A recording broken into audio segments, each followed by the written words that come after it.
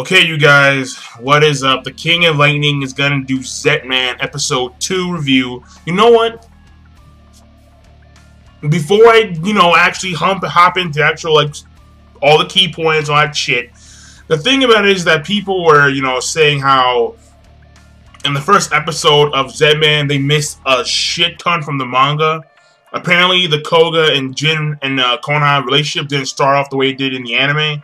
I mean, and that lets me, the thing about it is that because there are so many key differences from the manga and the anime, I guess so at least, because people are making it seem like there are huge-ass differences. So what I'm going to do is that I'm going, after Zetman, the anime's over. I believe it's only around 13 episodes. What I'm going to do is that I'm going to check out the manga. I'll do a first impressions, final thoughts, all that stuff, alright? Yeah, so that being said, let me get on with the actual review. Now, this episode of Zetman, in my opinion, I thought was damn good. Because, yo, Jin, badass. I mean, there's no way to, describe it. Jin is badass. The way he handled the situation during the fire, I mean, that was genius. It was badass. He's a very stoic cat. Obviously, he's very stoic. I don't know if he maintains that stoic nature since he is the main character, and because the main characters usually go through trials and tribulations throughout the course of their story. So, will he maintain that stoic nature? I don't know. But what I will say is that for this episode, straight badass. I mean, straight badass. The first key point is obviously, in my opinion, the first key point is the introduction of this new player. He has a pyro technique ability, and when he was talking to the guy with one hair, hair over one eye, he was talking to that guy. And the thing about it is that he mentions this organization called, I believe their name was Evolve. Yeah, I'm not yet. Evolve. It's basically Evolve, but just take out the rest of it and keep the EVOL. So, Evolve. And basically, he talks about how, I'm not gonna work for them anymore, or, I think he says, I don't care about them, them anymore. So, but basically, the guy with the hair over his eye, he basically utilizes this pyro player to his advantage. He says that, well, if you want to really test your skills, then, do this, or some shit like that, right? And that's the first key point, in my opinion. Second key point is the introduction of an older Konoha, and she's basically, I mean, before that they show us the scene of Konoha's father, and he's running a corporation, the Omni Corporation, and he runs the show, obviously, right? Money, money makes the world go around. And the thing about this guy, he's a dick. He's a dick. He's a bona fide dick. But what I will say is that his grandfather, his father, the grandfather of Konoha, is the old guy. The old guy that runs, I think Evolve is the corporation, and the grandfather is the chairman of that corporation. That's where I think. I could be completely wrong, because we'll find out later. For those of us who watch the anime, we'll find out later. Now, the thing about this is that Konoha, she is helping out the poor, helping out the needy. And in this scene, there's pretty fucked up shit where, we see a bunch of homeless guys beating each other up. Whoa, okay, over food, over scraps. So, Konoha wants to go in there and stop that.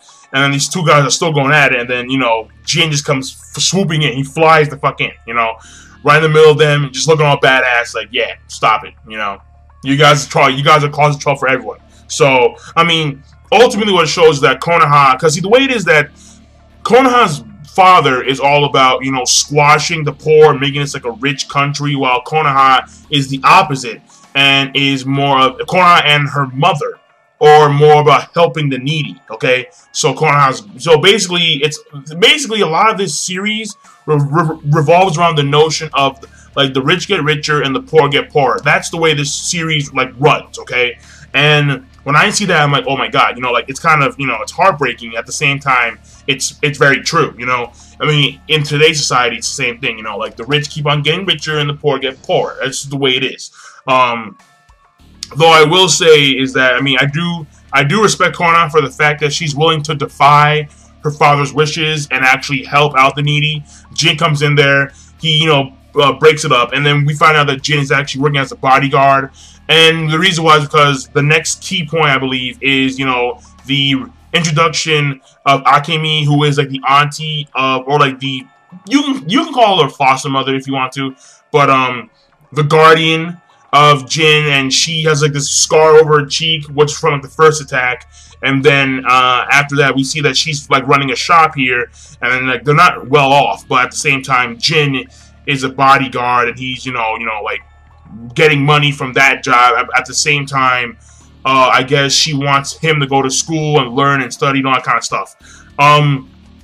After that, we get into Koga, and Koga, who is like the primary, like the secondary main character. Koga is basically, he was part of the soccer team, and he's like very successful. And his father and his grandfather, they're all there at this at this fancy hotel. While I believe he appears to be the team captain. He appears to be the team captain. Not a big deal really, because I doubt that his soccer team is relevant. But the thing is, in this scene, which is the next key point, in this scene we see something. I'm like, yo, okay. Konoha's grandfather walks in there. The chairman, I believe, Evolve. And what happened, or Evolve. And the thing is that he's walking with the cane, and he's like, Konoha. And then she just turns around really slow, sees Grandpa, sees the cane, and then we got like a little flashback of just the cane coming down on her. And I'm like, yo, Grandpa beat her. Granddaughter. That's the way it is. He beat her. He beat her. He systematically beat her. When she was a child, and then she still has, like the trauma from those beatings. So she's shaking. She's like, oh G-chan, how are you? And it's like, you've grown up, and then just walks right by her. I'm like, what the fuck, But the thing about Jin and Koga is that Koga is all about this, like this whole like notion of justice, justice for the sake of justice, like I want to be the hero.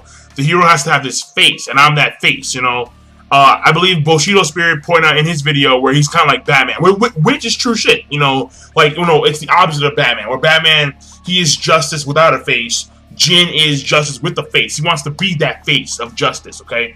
And, but as later on, as the episode shows, he gets cocky as fuck, because justice does come with a high price, okay? And the thing is he, accepts his award. He does say like a brash statement, like I want to be like the hero of justice. And then apparently there's a situation where like there's a fire going on, and Koga has like his own crew of like these weird people, and it's kind of weird because like this crew seem like 10 years older than him. So it's like, what the fuck, It's like I don't know how old he is at this point, but it's like, I don't know, it's kind of weird. It's like a 15-year-old kid running the show, and like we have like 3 old 30 guys like follow him, so it's kind of weird. After that, what happens basically is that they go to a fire, because this fire is, there was an apartment fire, and Jin wants to go in there and capture the perp. Now that we know that his intention is to capture the perp and only the perp, what happens is that he goes in there and winds up running into Jin, because Jin was attacked by the pyrokinetic player, and then he fucks up Jin, like punches him, but at the same time, while he's getting beat up, Jin has this really stoic look. And at some point, the pyrokinetic guy throws him into the building, I guess, because he's wind up there underneath all this rubble. And then him and Jin and Koga have like a confrontation. Not a confrontation, they have a meeting. And actually, yeah, same kind of confrontation, because they go in there and then, Jin smells people. It was these 3 kids and their mother. Their mother had this, the mother had this bookshelf, and it was on top of her. She was wounded, but she was still alive, okay? And then, here's the problem. Koga was like, okay, save the kids, fuck them up. And then Jin's like, well, you have no idea what it means to be homeless. You have no idea. Like, you are gonna sacrifice their mother just so you can gain some form of publicity and being this hero of justice, okay? And Jin, oh man, I mean, Jin, this was epic. This was epic, okay? Because Jin, he puts all the kids and the mother in like this bed, then stuffs the bed with like mattress, pillows, all this soft shit, okay? Koga's like, what the fuck are you doing, man? We need to save the kids. Get the fuck out of here, alright? And the thing is, I was like, yo, because Jin's like, because the floor collapses, And then Jin's like, I'm waiting for this. He takes the bed, he pushes it into, and he tells the kid, you know, hold your mom real tight. And then he pushes the fucking bed with all the these two beds sandwiched together with like all these pillows to, like in between that. He throws it down the flight. He throws it down the opening in the floor. And then Koga gets really upset. He's like, what the hell was that, man? You can't. And then Jin's like, you're going to sacrifice their mother. Slaps his hand away. Dives in. And this is the coolest shit. As he dives in, there's a slow motion where he just starts to smile. He's like, I'm like, oh, what the fuck? And that was basically, he dives in there, like, all spread out and shit.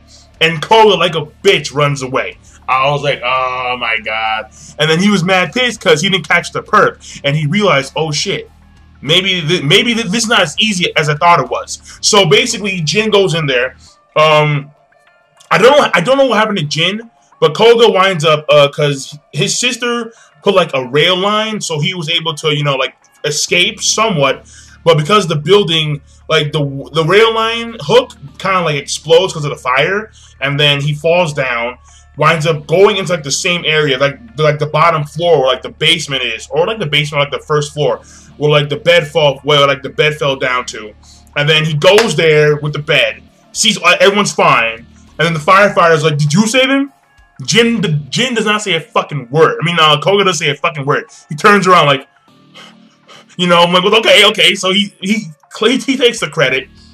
Then the next key point is obviously the fight between the player and Jin, which I thought was like pretty damn solid. Why? Because the entire fight, Jin is stoic. He's taking a beating, and then the player's like, "Why don't you just die?" Bam, right through the goddamn chest. And Jin's like fucking, and then all of a sudden, like this, all of a sudden he just transforms, and then the player's arm is stuck in Jin's chest, and then Jin turns into the charisma, whatever the fuck that is. We'll find out later.